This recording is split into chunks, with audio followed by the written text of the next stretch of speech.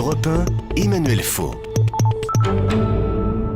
La société française est-elle une société de plus en plus tendue et qui a perdu ses grands idéaux ? Les relations entre nous ont-elles changé au point de remettre en cause un certain vivre ensemble dans nos villes et nos villages ? C'est le troisième volet de notre série sur les municipales. Bonsoir Jean-Paul Delevoye. Bonsoir Monsieur Faux. Vous aviez beaucoup réfléchi et écrit sur cette question quand vous étiez médiateur de la République il y a quelques années. Vous êtes aujourd'hui président du Conseil économique, social et environnemental. Et je voudrais qu'on dise un mot, bien sûr, des rumeurs qui courent sur la gestion de cette maison. On parle de salaires prohibitifs, de primes injustifiées et d'un budget voyage délirant, entre autres. Est-ce que tout cela est vrai, Jean-Paul Delevoye ? Est-ce que ça ne risque pas de porter de l'eau au moulin de ceux qui veulent la suppression de ce Conseil économique et social ? Alors, il est évident qu'il y a des avantages acquis. C'est le poids du passé. Et j'ai voulu m'appuyer sur le passé pour construire l'avenir.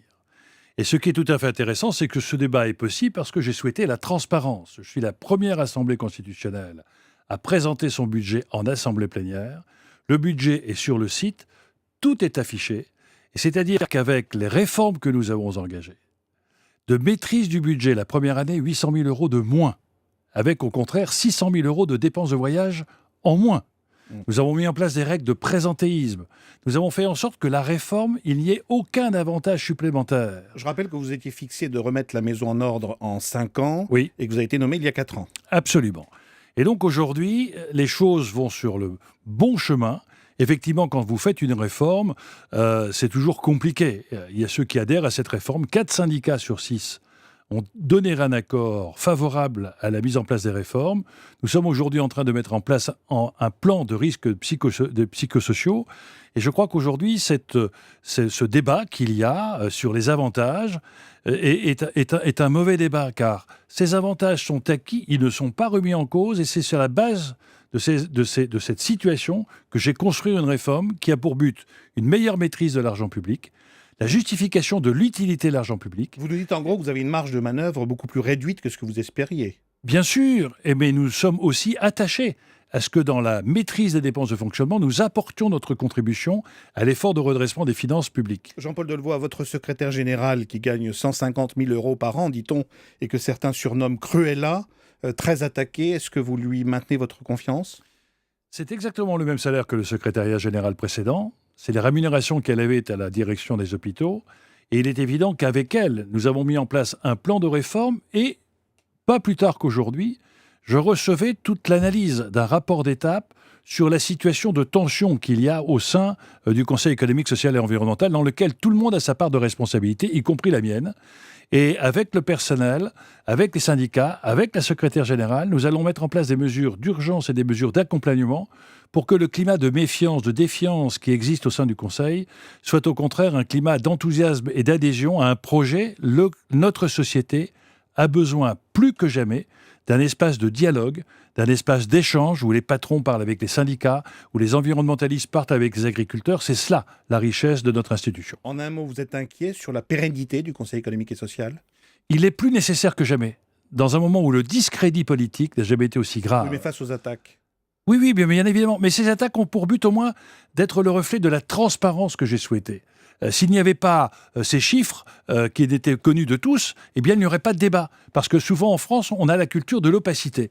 Moi, j'ai toujours, partout où je suis passé, mis en place la transparence, mis en place l'équité, mis en place l'opposabilité et la justification de l'argent public dépensé.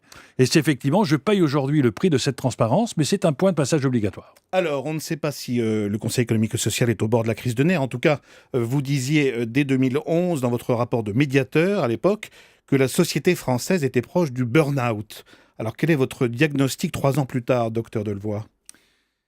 Dans la société de burn-out que j'évoquais, qui était un problème de fatigue personnelle, nous sommes en train de connaître aujourd'hui un sentiment d'inquiétude collective, qui est nourri par 2 grandes forces. La peur du déclassement pour la classe moyenne. Chacun aujourd'hui se dit « je peux demain être en rupture de travail, en perte d'indemnité ». Et aussi l'autre force, c'est la perception pour les jeunes que l'avenir est peut-être ailleurs qu'en France. Et ce sentiment d'inquiétude est en train de nourrir une mésestime de soi. La France est un pays très particulier qui fait que quand on va sur le terrain, il y a des tas d'optimismes locaux, des tas d'initiatives, des gens qui créent, qui développent, qui imaginent. Et quand on ramène tout cela à l'échelon parisien, on a un pessimisme national. Alors pour relier ce constat aux élections municipales qui approchent, vous êtes maire vous-même, vous avez présidé l'Association des maires de France. Un maire doit le sentir, tout ce que vous décrivez dans les lieux publics, dans les rues, dans les transports, chez les commerçants. Est-ce que le vivre ensemble, on peut dire, c'est globalement dégradé en France ? Le vivre ensemble s'est dégradé. L'on voit bien qu'il y a toute une série d'échecs de mythes républicains. La mixité sociale fait qu'aujourd'hui, c'est dans les mêmes quartiers que nous avons les taux d'échec scolaires les plus élevés, les taux de revenus les plus bas, les taux de chômage les plus importants. Et l'on voit bien qu'on a la localisation d'échecs et les évasions de la réussite.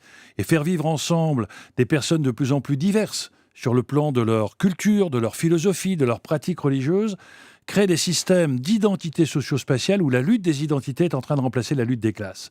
Et le maire, qui était un grand bâtisseur, qui était un grand constructeur, va devoir aujourd'hui s'investir sur cette capacité qu'il y aura de faire vivre ensemble sur un territoire des hommes et des femmes extrêmement différents. Au moment où la famille et le travail ne sont plus les outils de socialisation. Donc il faut que nous redonnions cette capacité de pouvoir dialoguer, de pouvoir partager, et c'est un enjeu formidable pour les élections locales, et c'est là où le maire sera probablement un des éléments de stabilité d'une société collective et de nos démocraties qui sont aujourd'hui en très grande fragilité. Et si je dis cela, c'est parce que... Nouveau défi pour les maires, donc. C'est un défi redoutable. C'est un défi redoutable, y compris pour le continent européen. Nous avons besoin d'espérance. Or, aujourd'hui, les politiques apparaissent plus comme des stratégies de conquête de pouvoir que porteurs d'un projet de société. Merci beaucoup, Jean-Paul Delevoye, d'être venu dans Europe Nuit. On peut lire ou relire votre livre « Reprenons-nous » qui avait été publié par Taillandier. Merci beaucoup. Merci, monsieur Emmanuel Faux.